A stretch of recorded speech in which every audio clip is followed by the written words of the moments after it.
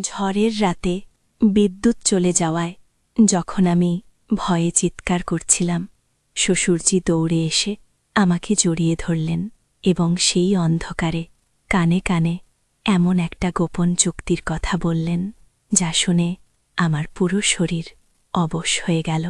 এই গল্পটি শুনলে আপনাদের পানি অটোমেটিক বের হয়ে যাবে, সো যত দ্রুত সম্ভব হাতের কাছে টিস্যু নিয়ে বসে পড়ো। বিছানার চাদর যেন নষ্ট না হয় সেটা সম্পূর্ণ খেয়াল রাখার অনুরোধ জানিয়ে গল্পটি এখন শুরু করব। তার আগে সর্বশেষ অনুরোধ, দয়া করে এমন পানি বের করার গল্প নিয়মিত শুনতে আমাদের চ্যানেলটি সকলে সাবস্ক্রাইব করুন। ধন্যবাদ। হ্যালো বন্ধুরা, আমার নাম মীরা সেনগুপ্তা। আমার বয়স 40 বছর। আমার স্বামীর নাম দেবাশিস সেনগুপ্তা, বয়স 43 বছর। আমাদের 2 সন্তান, রিয়া আর শোভন। রিয়া 17 বছর বয়সী, কলেজে পড়ে। শোভন 10 বছর বয়সী, স্কুলে যায়। বৈশাখ মাসে সেই রাতটা ছিল ভয়ঙ্কর। কালবৈশাখী ঝড় উঠেছে, বাজ পড়ছে প্রতি মিনিটে। আমি একা আমার ঘরে ছিলাম। স্বামী রাতের শিফটে কাজ করতে গেছে। হঠাৎ ঘরের সব লাইট নিভে গেল। আমি ভয়ে চিৎকার করে উঠলাম। বাইরে প্রচণ্ড বৃষ্টি, বিদ্যুতের ঝলকানিতে ঘর আলো হয়ে যাচ্ছে, আবার অন্ধকার হচ্ছে। আমি বিছানায় বসে কাঁদতে শুরু করলাম। ছোটবেলা থেকে আমি অন্ধকার আর ঝড়কে ভয় পাই। হঠাৎ দরজা খুলে গেল। শ্বশুরজির টর্চ হাতে ছুটে এলেন। বললেন, কি হয়েছে? তুমি ঠিক আছো তো? আমি তার দিকে ছুটে গেলাম, ভয়ে তাকে জড়িয়ে ধরলাম। তিনিও আমাকে আলিঙ্গন করলেন। তিনি আমার মাথায় হাত বুলিয়ে বললেন, ভয় পেও না, আমি তোমার পাশে আছি, কিছু হবে না। আমরা এভাবে কতক্ষণ দাঁড়িয়েছিলাম জানি না। বাজ পড়া শব্দে আমি আরও শক্ত করে তাকে জড়িয়ে ধরছিলাম। হঠাৎ তিনি আমার কানের কাছে মুখ এনে ফিসফিস করে বললেন, মেয়েরা, তুমি কি আমার সাথে গোপন একটা কাজে যেতে পারবে? আমার একটা ভীষণ জরুরি সমস্যা আছে, আমাকে সাহায্য করতে হবে।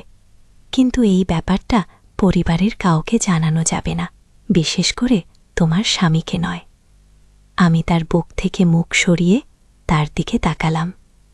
অন্ধকারে তার চোখ দেখা যাচ্ছিল না, কিন্তু তার নিঃশ্বাস অনুভব করছিলাম। তিনি বললেন, আসলে আমার একটা পুরনো সম্পত্তির কাগজপত্র আছে, সেগুলো একটা গোপন জায়গায় লুকিয়ে রাখা। আমি একা ওই জায়গায় যেতে পারবো না। আমার বয়স হয়েছে, তোমাকে সাথে নিতে হবে, কিন্তু ব্যাপারটা গোপন রাখতে হবে, কারণ ওই সম্পত্তির ব্যাপারে আমার ছেলের সাথে আমার মতবিরোধ আছে। আমার সারা শরীর রোমাঞ্চিত হয়ে উঠল, মনের ভিতরে একটা কৌতূহল জেগে উঠল। কিন্তু মুখে কাঁপা গলায় বললাম, বাবা, আপনি কোন সম্পত্তির কথা বলছেন, আর আমি কিভাবে আপনাকে সাহায্য করব? তিনি বললেন, কাল সকালে তোমাকে সব বলবো, এখন তুমি শুয়ে পড়ো, ঝড় থামলে আমি চলে যাব। তিনি আমাকে বিছানায় শুয়ে দিলেন। তার হাত আমার কপালে ছিল। আমি ধীরে ধীরে ঘুমিয়ে পড়লাম। পরের দিন সকালে শ্বশুরজি আমাকে ডেকে বললেন, আজ বিকেলে তুমি আমার সাথে বেরোবে, কাউকে কিছু বলবে না, বলবে তুমি বাজারে যাচ্ছ। আমি মাথা নাড়লাম। বিকেলে আমরা দুজন বের হলাম। তিনি একটা রিকশা ডাকলেন, বললেন, পুরাতন শহরের দিকে যেতে হবে। রিকশা চলতে শুরু করল। আমি জিজ্ঞেস করলাম, বাবা, আমরা কোথায় যাচ্ছি? তিনি বললেন, তোমাকে একটা পুরনো বাড়িতে নিয়ে যাচ্ছি। সেখানে আমার দাদার আমলের কিছু জিনিস লুকিয়ে রাখা আছে। অনেক দিন হয়ে গেছে কেউ এই বাড়ি যায়নি। আনায় ভয় হচ্ছে কেউ হয়তো এই বাড়িতে ঢুকে জিনিসগুলো চুরি করে নিয়ে যাবে। প্রায় 1 ঘন্টা পর আমরা একটা পুরনো অঞ্চলে পৌঁছলাম। সরু গলির মধ্যে দিয়ে হাঁটতে হাঁটতে আমরা একটা বিশাল পুরনো বাড়ির সামনে এসে দাঁড়ালাম। বাড়িটা দেখে মনে হচ্ছিল অনেক বছর কেউ এখানে থাকেনি। দেয়ালে শ্যাওলা ঝরেছে, বাগানে জঙ্গল হয়ে গেছে। শ্বশুরজি একটা পুরনো চাবি বের করে দরজা খুললেন। ভেতরে ঢুকতেই একটা অদ্ভুত গন্ধ পেলাম। পুরনো আসবাবপত্র, ধুলোবালি সব মিলিয়ে একটা ভয়ঙ্কর পরিবেশ। তিনি বললেন, চলো ওপরে তলায় যেতে হবে। আমরা সিঁড়ি দিয়ে উঠতে শুরু করলাম। সিঁড়ি ধাপগুলো ভাঙ্গা, সাবধানে পা ফেলতে হচ্ছিল। ওপরে একটা বড় ঘর, সেখানে একটা পুরনো আলমারি। শ্বশুরজি আলমারি খুললেন। ভেতরে একটা লোহার বাক্স। তিনি বাক্সটা বের করলেন, বললেন, এই বাক্সের ভেতরে আমার দাদার লেখা একটা ডায়েরি আছে। সেই ডায়েরিতে একটা গোপন জায়গার ম্যাপ আছে। সেই জায়গায় নাকি আমাদের পূর্বপুরুষরা একটা বিশাল ধনসম্পদ লুকিয়ে রেখেছিলেন। আমার চোখ বড় হয়ে গেল। ধনসম্পদ মানে কি বাবা? তিনি হাসলেন। হ্যাঁ, সোনা দানা, হীরা, মূল্যবান পাথর। আমার দাদা মারা যাওয়ার আগে আমাকে বলে গেছেন যে আমাদের পরিবারের একটা গোপন ধনভাণ্ডার আছে, কিন্তু সেই জায়গাটা খুঁজে বের করতে হবে, আর তার জন্য এই ডায়েরি লাগবে। তিনি বাক্স খুললেন। ভেতরে একটা পুরনো চামড়ার ডায়েরি। পাতা খুলে দেখলাম হাতে লেখা, পুরনো বাংলা হরফে, পড়া মুশকিল। শ্বশুরজি বললেন, এই ডায়েরি পড়ে বুঝতে হবে কোথায় সেই ধনভাণ্ডার লুকানো আছে। তুমি আমাকে এই কাজে সাহায্য করবে? আমি বললাম, অবশ্যই বাবা, আমি আপনাকে সাহায্য করব। কিন্তু দেবাশিসকে কেন বলছেন না? তিনি গম্ভীর হয়ে গেলেন, বললেন, আমার ছেলে এসব ব্যাপারে বিশ্বাস করে না। সে মনে করবে আমি বুড়ো হয়ে পাগল হয়ে গেছি। তাছাড়া সে যদি জানে যে এত বড় সম্পত্তি আছে, তাহলে সে হয়তো সব একা নিজের নামে করে নেবে। আমি চাই এই ধনসম্পদ খুঁজে বের করে পরিবারের সবার মধ্যে সমানভাবে ভাগ করে দিতে। আমি মাথা নাড়লাম, ব্যাপারটা বুঝতে পারছিলাম। দেবাশিস সত্যি কখনো কখনো বেশি স্বার্থপর হয়ে যায়। তিনি বললেন, তুমি এই ডায়েরিটা বাসায় নিয়ে যাও, গোপনে পড়ো, আমাকে জানাও কি লেখা আছে। আমি ডায়েরিটা নিলাম। আমরা বাড়ি থেকে বের হলাম। ফেরার পথে কেনাকাটা করলাম, যাতে বাসায় কেউ সন্দেহ না করে। সেই রাতে সবাই ঘুমিয়ে পড়ার পর আমি ডায়েরিটা খুললাম। প্রথম পাতায় লেখা যে এই ডায়েরি পড়বে সে আমাদের পরিবারের গোপন ইতিহাস জানতে পারবে। আমাদের পূর্বপুরুষরা ছিলেন জমিদার। তারা ব্রিটিশদের হাত থেকে অনেক সম্পদ লুকিয়ে রেখেছিলেন। সেই সম্পদের খোঁজ এই ডায়েরিতে আছে। আমি পরের পাতা উল্টালাম। সেখানে একটা ম্যাপ আঁকা। ম্যাপে একটা নদী, একটা পাহাড়, একটা গুহা। নিচে লেখা, পূর্ণিমার রাতে যখন চাঁদের আলো গুহার মুখে পড়বে, তখন ভেতরে একটা গোপন দরজা দেখা যাবে। সেই দরজা খুললে ধন ভাণ্ডার পাওয়া যাবে। আমার স্পন্দন বেড়ে গেল। এ যেন কোনো সিনেমার গল্প, কিন্তু এটা বাস্তব। পরের দিন সকালে শ্বশুরজি আমাকে ডায়েরির কথা বললেন। তিনি খুব খুশি হলেন।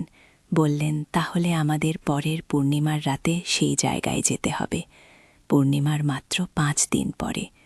আমি বললাম, কিন্তু বাবা, সেই জায়গা তো অনেক দূরে, আমরা কিভাবে যাব, আর পরিবারকে কি বলবো? তিনি বললেন, আমি একটা পরিকল্পনা করেছি। আমরা বলবো যে আমরা একটা ধর্মীয় জায়গায় যাচ্ছি, মানত করতে 2 দিনের জন্য বাইরে থাকব। তুমি কি রাজি? আমি একটু চিন্তা করলাম, তারপর বললাম, ঠিক আছে বাবা, আমি রাজি, কিন্তু আমাদের সাবধানে যেতে হবে, কারণ ওই জায়গাটা যদি সত্যিই বিপজ্জনক হয়। তিনি বললেন, চিন্তা করো না, আমি সব ব্যবস্থা করব। পরের কয়েকদিন আমি ডায়েরিটা আরও মনোযোগ দিয়ে পড়লাম। সেখানে লেখা ছিল যে সেই গুহাটা আসলে একটা পুরনো মন্দিরের নিচে। অনেক বছর আগে একটা ভূমিকম্পে মন্দিরটা ধসে গিয়ে গুহা ঠেকে গেছে, কিন্তু একটা গোপন পথ আছে যার মাধ্যমে ভেতরে ঢোকা যায়। ডায়েরিতে আরও লেখা ছিল যে সেই ধনভাণ্ডার পাহারা দেবার জন্য কিছু ফাঁদ আছে। যে ব্যক্তি সেখানে যাবে তাকে খুব সাবধানে যেতে হবে। ফাঁদগুলো হলো, প্রথমে একটা সরু সুড়ঙ্গ যেখানে পাথর পড়তে পারে, দ্বিতীয়ত একটা গভীর খাদ যার উপর দিয়ে একটা সরু সেতু, তৃতীয়ত একটা গোপন তালা যার সমাধান ডায়েরিতে লেখা আছে। পূর্ণিমা 2 দিন আগে শ্বশুরজি পরিবারকে বললেন, আমি আর মেয়েরা একটা মন্দিরে যাব, আমার একটা মানত করতে হবে, 2 দিন লাগবে। দেবাশিস প্রথমে আপত্তি করল, কিন্তু আমি বললাম, তোমার বাবার স্বাস্থ্য ভালো না, আমি তার সাথে থাকব, চিন্তা করো না। রিয়া আর শোভন বলল, আম্মু আমরাও যাব। কিন্তু আমি বললাম, না, তোমরা স্কুল মিস করতে পারবে না, আমরা শীঘ্রই ফিরে আসব। শ্বশুরজি বললেন, এই হলো আমার গুরু, ইনি একজন তান্ত্রিক, আমি তার কাছে শিখেছি। আমি অবাক, বললাম, তান্ত্রিক? বৃদ্ধ লোক হাসলেন, বললেন, হ্যাঁ, আমি তন্ত্রসাধক। জগদীশ আমার শিষ্য, সে অনেক বছর আমার কাছে শিখেছে। এখন সে একটা বিশেষ কাজ করতে চায়।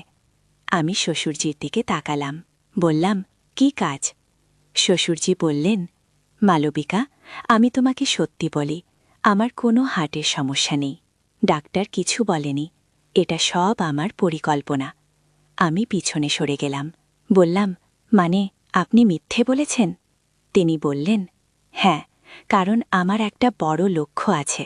আমার গুরু আমাকে বলেছেন, এই বাড়িতে একটা গুপ্তধন লুকানো আছে, কিন্তু সেটা বের করতে হলে একটা বিশেষ পূজা করতে হবে, আর সেই পূজায় তোমার মতো একজন শুদ্ধ নারীর প্রয়োজন।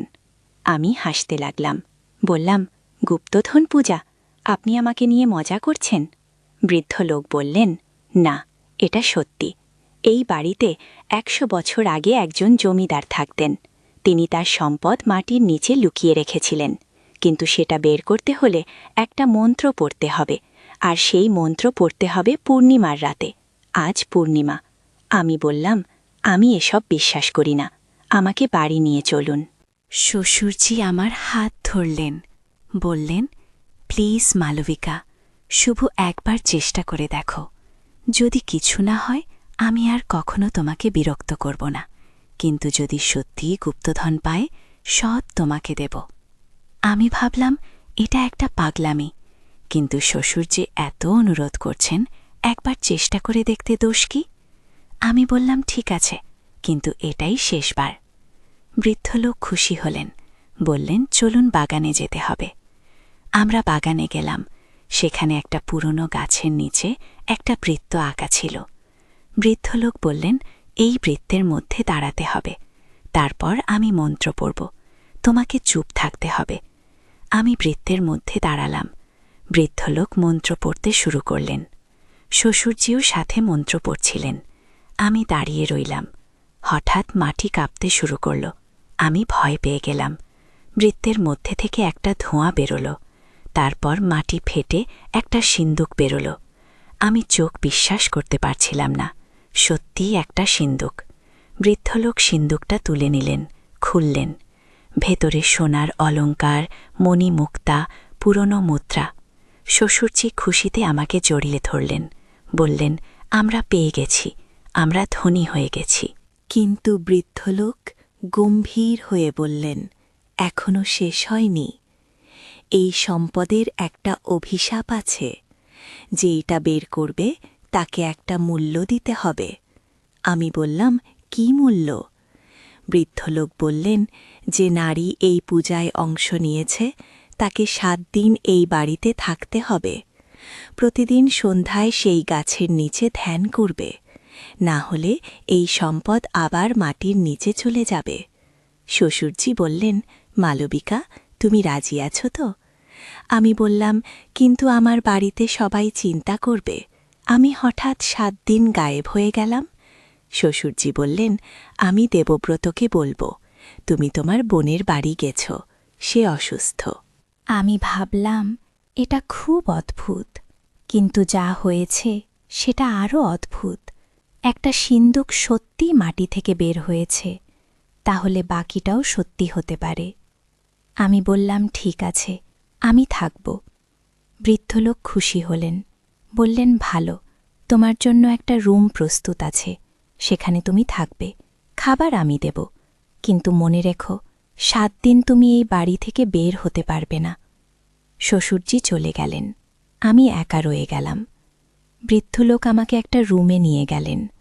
রুমটা পুরনো কিন্তু পরিষ্কার, একটা খাট, একটা টেবিল, একটা চেয়ার। প্রথম দিন কাটল। সন্ধ্যায় আমি গাছের নিচে বসে ধ্যান করলাম। কিছু অদ্ভুত অনুভূতি হল।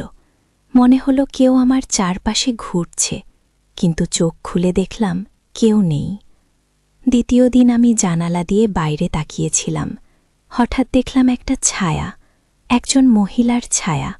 তিনি সাদা শাড়ি পরে আছেন, হাঁটছেন বাগানে। আমি চমকে উঠলাম, কিন্তু পরক্ষণেই ছায়াটা অদৃশ্য হয়ে গেল। আমি বৃদ্ধ লোককে বললাম, এখানে আর কেউ থাকে? তিনি বললেন, না, শুধু আমি। কেন? আমি বললাম, আমি একটা মহিলা দেখলাম বাগানে। বৃদ্ধ লোক গম্ভীর হলেন, বললেন, সেটা জমিদারের স্ত্রী। তিনি মারা গেছেন অনেক আগে, কিন্তু তার আত্মাই বাড়িতে রয়ে গেছে। তিনি সম্পদ পাহারা দেন। আমার গা শিউরে উঠল। বললাম, আত্মা? আপনি মজা করছেন? তিনি বললেন, না, এটা সত্যি। তবে ভয় পেও না, তিনি ক্ষতি করেন। শুধু দেখেন কে এখানে আসে। তৃতীয় দিন রাতে আমি ঘুমোচ্ছিলাম। হঠাৎ একটা আওয়াজ শুনে জেগে উঠলাম। কেউ আমার নাম ডাকছে, মালবিকা, মালবিকা। আমি উঠে বসলাম, চারদিকে তাকালাম, কেউ নেই, কিন্তু আওয়াজ আসছে। আমি বিছানা থেকে নেমে দরজার কাছে গেলাম। দরজা খুললাম, বাইরে অন্ধকার। হঠাৎ দেখলাম সেই সাদা শাড়ির মহিলা। তিনি দাঁড়িয়ে আছেন। তিনি আমার দিকে তাকিয়ে আছেন। তার মুখ দেখা যাচ্ছে, কিন্তু তিনি ইশারা করছেন আমাকে অনুসরণ করতে। আমি ভয়ে কাঁপছিলাম, কিন্তু কেন জানি না আমি তাকে অনুসরণ করতে লাগলাম।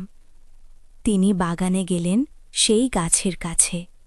তারপর মাটিতে একটা জায়গা দেখালেন। আমি সেখানে তাকালাম। মাটিতে কিছু লেখা আছে, পুরনো বাংলায়। আমি পড়ার চেষ্টা করলাম। লেখা আছে, যেই সম্পদ নেবে সে যেন জমিদারের আত্মার শান্তির জন্য একটা মন্দির বানায়। আমি বুঝলাম, জমিদার চান তার স্মৃতির জন্য একটা মন্দির বানানো হোক। আমি মহিলার দিকে তাকালাম। তিনি মাথা নাড়লেন, তারপর অদৃশ্য হয়ে গেলেন। পরদিন সকালে আমি বৃদ্ধ লোককে সব বললাম। তিনি বললেন, এটা একটা ভালো লক্ষণ। জমিদারের আত্মা তোমার উপর সন্তুষ্ট। তুমি শুদ্ধ হৃদয়ের মানুষ, তাই তিনি তোমার সাথে যোগাযোগ করেছেন। চতুর্থ দিন আমি ধ্যান করছিলাম। হঠাৎ মনে হল আমি অন্য জায়গায় আছি। আমি একটা পুরনো সময়ে গেছি। দেখলাম জমিদার তার স্ত্রীর সাথে বাগানে হাঁটছেন।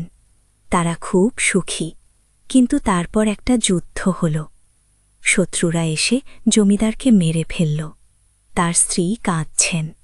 তিনি সম্পদ মাটির নিচে লুকিয়ে রাখলেন। তারপর একটা অভিশাপ দিলেন, যে এই সম্পদ নেবে সে যদি আমার স্বামীর আত্মার শান্তির জন্য কিছু না করে, তাহলে তার জীবন শেষ হয়ে যাবে। আমি ধ্যান থেকে বেরিয়ে এলাম। আমার সারা শরীর ঘামে ভিজে গেছে। আমি বুঝলাম এটা একটা সত্যি ঘটনা। জমিদারের স্ত্রী চান তার স্বামীর আত্মার শান্তি। পঞ্চম দিন আমি শ্বশুরজিকে ফোন করলাম। বললাম, বাবা, আমাকে একটা প্রতিশ্রুতি দিতে হবে। এই সম্পদ দিয়ে আমরা একটা মন্দির বানাবো জমিদারের স্মৃতিতে। শ্বশুরজি বললেন, মন্দির কেন? আমি বললাম, এটা জমিদারের আত্মার ইচ্ছা। আমি তার স্ত্রীর আত্মা দেখেছি, তিনি এটা চান। শ্বশুরজি চুপ রইলেন। তারপর বললেন, ঠিক আছে, আমরা মন্দির বানাব। ষষ্ঠ দিন আমি আবার সেই মহিলাকে দেখলাম। এবার তিনি হাসছেন। তিনি আমার মাথায় হাত রাখলেন। একটা উষ্ণতা অনুভব করলাম। তিনি ফিসফিস করে বললেন, ধন্যবাদ। তারপর তিনি অদৃশ্য হয়ে গেলেন। আমি বুঝলাম তিনি শান্তি পেয়েছেন। সপ্তম দিন আমার শেষ দিন। সন্ধ্যায় আমি শেষবারের মতো ধ্যান করলাম। এবার কোনো অদ্ভুত অনুভূতি হল না, সব শান্ত। আমি বুঝলাম সব শেষ হয়েছে। বৃদ্ধ লোক আমাকে বললেন, তুমি তোমার কাজ সম্পূর্ণ করেছ, এখন তুমি যেতে পারো। সম্পদ তোমাদের। আমি বললাম, এই সম্পদ দিয়ে আমরা একটা মন্দির বানাবো, আর বাকিটা গরিবদের মধ্যে বিতরণ করব। বৃদ্ধ লোক খুশি হলেন। বললেন, তুমি সত্যিই একজন মহৎ মানুষ। শ্বশুরজি এসে আমাকে নিয়ে গেলেন। বাড়ি ফিরে দেবব্রত আমাকে জড়িয়ে ধরল, বলল, আমি দুঃখিত, আমি তোমার উপর রাগ করেছিলাম। বাবা সব বলেছেন, তুমি কিছুই করনি। আমি বললাম, সব ঠিক আছে। শ্বশুরজি সবাইকে ডেকে বললেন, আমরা একটা গুপ্তধন পেয়েছি। এই সম্পদ দিয়ে আমরা একটা মন্দির বানাব, আর বাকিটা দিয়ে গরিবদের সাহায্য করব। রিয়া আর অভিক খুশি হল। দেবব্রত সম্মতি দিল। কয়েক মাস পর মন্দির বানানো শুরু হল জমিদারের নামে, তার স্মৃতিতে। মন্দিরটা খুব সুন্দর হল। অনেক মানুষ সেখানে পূজা করতে আসে। আমি প্রায়ই মন্দিরে যাই। সেখানে বসে প্রার্থনা করি জমিদার আর তার স্ত্রীর আত্মা শান্তির জন্য। একদিন মন্দিরে বসে আছি। হঠাৎ একটা সাদা প্রজাপতি এসে আমার হাতে বসল। আমি তাকালাম। প্রজাপতিটা আমার চারপাশে উড়ছে, তারপর উড়ে চলে গেল। আমি হাসলাম। বুঝলাম এটা জমিদারের স্ত্রীর আত্মা। তিনি ধন্যবাদ জানাচ্ছেন। এই ছিল আমার অদ্ভুত অভিজ্ঞতা। কখনো ভাবিনি এমন কিছু হবে, কিন্তু হয়েছে। আর এই অভিজ্ঞতা আমাকে শিখিয়েছে যে জীবনে অনেক কিছু আছে যা আমরা বুঝি না, আমাদের চোখে দেখি না, কিন্তু তার মানে এই নয় যে সেগুলো নেই। শ্বশুরজি এখন বিয়ের কথা বলেন না। তিনি বুঝেছেন সেটা ভুল ছিল। তিনি এখন মন্দিরের দেখাশোনা করেন আর গরিবদের সাহায্য করেন। দেবব্রতা আর আমার সম্পর্ক আরও ভালো হয়েছে। সে এখন আমাকে বিশ্বাস করে, আমার ওপর আস্থা রাখে। রিয়া আর অভিক ভালো আছে। তারা পড়াশোনা করছে, তাদের স্বপ্ন পূরণ করতে চেষ্টা করছে। আমি এখন শান্তিতে আছি। আমার জীবন স্বাভাবিক হয়ে গেছে। কিন্তু সেই 7 দিনের অভিজ্ঞতা আমি কখনো ভুলব না। সেটা আমার জীবনের সবচেয়ে অদ্ভুত আর রোমাঞ্চকর সময় ছিল। আর হ্যাঁ, যে পানির কথা শুরুতে বলেছিলাম, সেটা আসলে আমার চোখের জল ছিল। সেই মিষ্টি দিনে 7 দিনে আমি অনেক কেঁদেছি, ভয়ে, অবাকে, আবেগে। আর যখন জমিদারের স্ত্রীর আত্মা শান্তি পেল, তখনও আমার চোখে জল এসেছিল, খুশির জল। তো বন্ধুরা, এই ছিল আমার গল্প। আশা করি তোমাদের ভালো লেগেছে। টিস্যু লাগলো তো চোখ মুছতে? আর হ্যাঁ, বিছানার চাদর তো নষ্ট হয়নি, কারণ এটা তো রহস্য আর অ্যাডভেঞ্চারের গল্প ছিল, অন্য কিছু নয়। আর যদি এরকম আরও গল্প শুনতে চাও, তাহলে আমাদের চ্যানেল সাবস্ক্রাইব করো। আমি আরও অনেক রহস্যময় অভিজ্ঞতার গল্প শেয়ার করব। ধন্যবাদ সবাইকে। ভালো থেকো। আবার দেখা হবে পরবর্তী গল্পে। গত শীতে আমরা সিলেটের হাওরে বেড়াতে গিয়েছিলাম। শ্বশুরজি বললেন, চলো একটা নৌকা ভাড়া করে হাওরে ঘুরি। আমরা দুজন একটা ছোট নৌকায় উঠলাম। মাঝি বলেছিল 1 ঘন্টায় ফিরে আসবে। হাওরের মাঝখানে যখন পৌঁছলাম, হঠাৎ নৌকার তলায় পানি ঢুকতে শুরু করল। নৌকায় ফুটো হয়ে গেছে। শ্বশুরজি চিৎকার করে মাঝিকে ডাকলেন, কিন্তু সে অনেক দূরে চলে গেছে। আমরা দ্রুত নৌকা টেনে একটা ছোট দ্বীপের কাছে নিয়ে গেলাম। দ্বীপে উঠে দেখি জনমানবহীন, শুধু কিছু গাছপালা আর বালি। সূর্য ডুবতে শুরু করেছে, চারপাশে কুয়াশা নামছে। শ্বশুরজি বললেন, তোমার কাপড় ভিজে গেছে, ঠান্ডা লাগবে। তিনি তার জ্যাকেট খুলে আমাকে পরিয়ে দিলেন। আমরা একটা গাছের নিচে বসলাম। তিনি আমাকে তার কাছে টেনে নিলেন, বললেন, ঠান্ডা লাগছে, একটু কাছে এসো। আমরা এভাবেই বসে রইলাম। সূর্যের শেষ আলো হাওরের পানিতে পড়ছিল। হঠাৎ তিনি আমার চুলে হাত বুলিয়ে বললেন, জানো মীরা, এই মুহূর্তে আমার মনে হচ্ছে আমরা সেই গুহার অ্যাডভেঞ্চারের কথা। তুমি সত্যিই খুব সাহসী। আমার গর্ব হয় তোমাকে নিয়ে। আমি অবাক হয়ে তার দিকে তাকালাম। তিনি হাসলেন, বললেন, তুমি জানো, সেই দিন যখন আমরা বিপদে পড়েছিলাম, আমি ভয় পেয়েছিলাম যে তোমার কিছু হয়ে যেতে পারে, কিন্তু তুমি অসাধারণ সাহস দেখিয়েছিলে। আমার পুত্রবধূ হিসেবে নয়, একজন বন্ধু হিসেবে আমি তোমাকে খুব সম্মান করি। আমার চোখে পানি এসে গেল। বললাম, বাবা, আপনি আমাকে বিশ্বাস করেছিলেন বলেই আমি সাহস পেয়েছিলাম। হঠাৎ আমরা 2-1টা নৌকা দেখতে পেলাম। শ্বশুরজি উঠে দাঁড়িয়ে চিৎকার করতে শুরু করলেন, এই এদিকে! সাহায্য নৌকাটা আমাদের দিকে আসতে শুরু করল। কাছে এসে দেখি সেই মাঝি। সে বলল, আমি আপনাদের খুঁজছিলাম, নৌকায় ফুটো হয়ে গেছে দেখে আমি চিন্তিত হয়েছিলাম। আমরা তার নৌকায় উঠলাম। ফিরে যাওয়ার পথে শ্বশুরজি আমাকে বললেন, আজকের এই অভিজ্ঞতাও আমাদের শিখিয়ে দিল যে জীবনের যে কোনো সময়ে বিপদ আসতে পারে, কিন্তু সাহস আর বিশ্বাস থাকলে সব পরিস্থিতি সামলানো যায়। আমি মাথা নাড়লাম। সত্যি, এই দুটো অ্যাডভেঞ্চার আমার জীবনের সবচেয়ে রোমাঞ্চকর অভিজ্ঞতা, আর এর মাধ্যমে আমি শ্বশুরজির সাথে একটা বিশেষ বন্ধুত্বের সম্পর্ক তৈরি করতে পেরেছি। বাসায় ফিরে দেবাশিস জিজ্ঞেস করল, কি হয়েছিল? আমি হেসে বললাম, একটা ছোট দুর্ঘটনা, কিন্তু আমরা নিরাপদে ফিরে এসেছি। রিয়া আর শোভন দৌড়ে এসে আমাকে জড়িয়ে ধরল। রিয়া বলল, আম্মু, আমরা চিন্তিত হয়ে গিয়েছিলাম। আমি তাদের মাথায় হাত বুলিয়ে বললাম, চিন্তা করো না আম্মু, একদম ঠিক আছে। সেই রাতে খাবার টেবিলে বসে শ্বশুরজি বললেন, আমি আমার জীবনে অনেক অ্যাডভেঞ্চার করেছি, কিন্তু সাম্প্রতিক সময়ের এই দুটো অ্যাডভেঞ্চার ছিল সবচেয়ে বিশেষ, কারণ আমার পাশে মীরা ছিল। দেবাশিস অবাক হয়ে বলল, বাবা, আপনি কি বলছেন? কোন অ্যাডভেঞ্চার? শ্বশুরজি হাসলেন, একদিন তোমাকে সব বলবো, এখন না। আমি মনে মনে হাসলাম। জানতাম যে শ্বশুরজি সঠিক সময় সবাইকে সব বলবেন, কিন্তু আপাতত এটা আমাদের গোপন রহস্য। পরের কয়েক মাস স্বাভাবিকভাবে কেটে গেল, কিন্তু একদিন আবার একটা চমকপ্রদ ঘটনা ঘটল।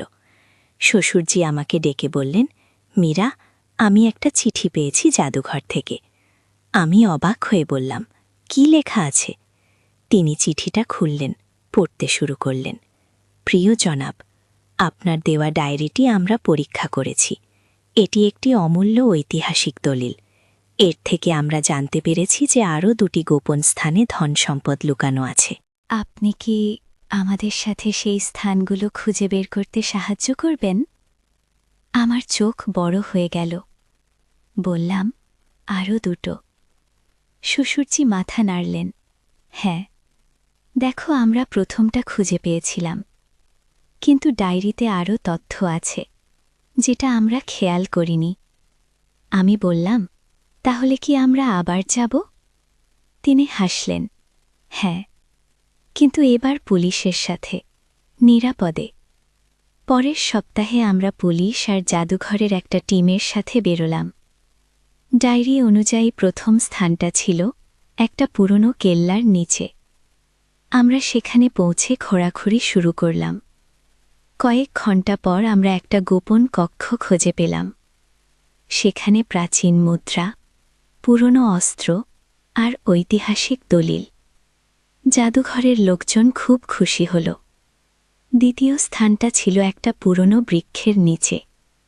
ডায়েরিতে লেখা ছিল যে সেই বৃক্ষের বয়স ৩০০ বছরের বেশি। আমরা সেখানে পৌঁছে খুঁড়তে শুরু করলাম। অনেক গভীরে খোঁড়ার পর একটা পাথরের বাক্স পেলাম। বাক্সের ভেতরে প্রাচীন পাণ্ডুলিপি। পণ্ডিতেরা বললেন, এই পাণ্ডুলিপিগুলো অত্যন্ত মূল্যবান। এগুলো থেকে আমরা অনেক হারিয়ে যাওয়া ইতিহাস জানতে পারব। সবশেষে সরকার আমাদের পরিবারকে একটা জাতীয় পুরস্কার দিল। খবরের কাগজে আমাদের ছবি ছাপালো, টিভিতে ইন্টারভিউ দিলাম। তখন দেবাশিস সব জানল। প্রথমে সে একটু রাগ করল যে আমরা তাকে কিছু বলিনি, কিন্তু পরে বুঝল যে আমরা সঠিক সিদ্ধান্ত নিয়েছিলাম। রিয়া বলল, আম্মু, তুমি তো হিরো হয়ে গেছ। শোভন বলল, আম্মু, তুমি আমাকে একদিন অ্যাডভেঞ্চারে নিয়ে যাবে? আমি হেসে বললাম, হ্যাঁ বাবা, তুমি বড় হলে নিয়ে যাব। সেই রাতে শ্বশুরজি আমাকে ডেকে বললেন, মীরা, তোমাকে অনেক ধন্যবাদ। তুমি না থাকলে আমি এই কাজ করতে পারতাম না। আমি বললাম, বাবা, এটা তো আমার দায়িত্ব ছিল। আপনি আমাকে বিশ্বাস করেছিলেন। তিনি বললেন, শুধু বিশ্বাস নয়, আমি তোমাকে একজন যোগ্য সঙ্গী হিসেবে পেয়েছি। জীবনে কখনো কখনো এমন মানুষ পাওয়া যায় যাদের সাথে যে কোনো বিপদ মোকাবিলা করা যায়। তুমি সেই রকম একজন। আমার চোখে পানি চলে এলো। বললাম, বাবা, আপনার এই কথাগুলো আমার কাছে যে কোনো পুরস্কারের চেয়ে বেশি মূল্যবান। এভাবে আমার জীবনের সবচেয়ে রোমাঞ্চকর অধ্যায়টি শেষ হল। কিন্তু যে অভিজ্ঞতা আর শিক্ষা পেলাম সেটা সারা জীবন মনে রাখব। সাহস, বিশ্বাস, সততা, এই 3টি জিনিস জীবনের সবচেয়ে গুরুত্বপূর্ণ। আর হ্যাঁ, সেই ঝড়ের রাতে যখন শ্বশুরজি আমাকে জড়িয়ে ধরে গোপন চুক্তির কথা বলেছিলেন, সেটা ছিল এই পুরো অ্যাডভেঞ্চারের শুরু। একটা রোমাঞ্চকর যাত্রা যেটা আমার জীবন বদলে দিয়েছে। আর আমি এখন বুঝতে পারি যে জীবনের সবচেয়ে বড় ধন সম্পদ হল পরিবার আর বিশ্বাস। তো বন্ধুরা, এই ছিল আমার গল্প। আশা করি আপনাদের ভালো লেগেছে। এই গল্পটি শুনে যদি আপনাদের চোখে পানি এসে থাকে তাহলে বুঝবেন এটা ছিল আবেগের পানি। কারণ সত্যিকারের অ্যাডভেঞ্চার আর পারিবারিক বন্ধন সবসময় আমাদের হৃদয়ে স্পর্শ করে। ধন্যবাদ সবাইকে। আমাদের চ্যানেলটি সাবস্ক্রাইব করুন। আরও এমন রোমাঞ্চকর গল্প শোনার জন্য আমাদের সাথেই থাকুন।